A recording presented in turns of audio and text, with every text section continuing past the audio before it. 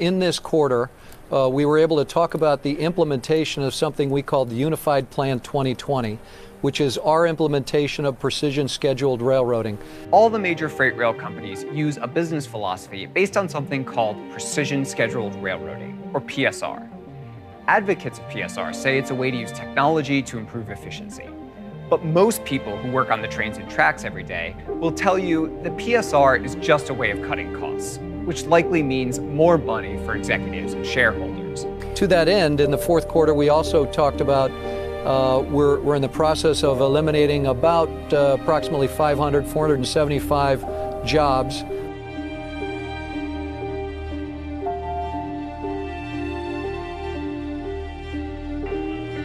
And there's more of that to come. There is a whole host of organizational changes and consolidations that we announced earlier this week to that end. Can you tell us how many locomotives you're going to get rid of, how many terminals you might close, a little more detail on how many more jobs might go? Yeah, so what we said is at this point, since about the early part of August, we've removed 625 locomotives from our fleet, and there's another 150 to a couple of hundred that'll go out by the end of this year.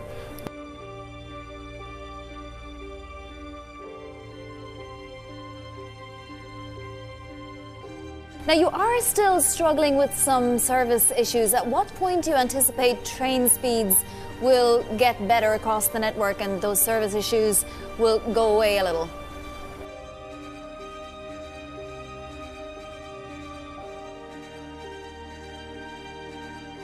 IFI attributes this, as I think has already been previously stated, to the poor cycle times and service problems we're having right now, to implementation of precision scheduled railroading, PSR, which has had several consequences, including eliminating too much rail carrier personnel, idling of locomotives, closures of service yards, all of which has compromised rail carrier operational elasticity. After 26 years, a pandemic, it's only now that Snyder fears for the future of the railroad.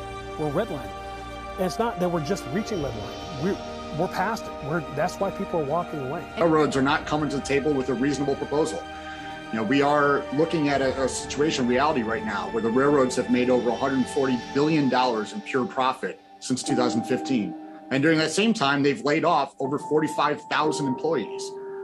So when you look at what they're expecting out of the current workforce and what the pure profits they're making, we need to make sure that these workers are being paid what they're worth and what they're worth and what they're delivering for the economy and for these companies.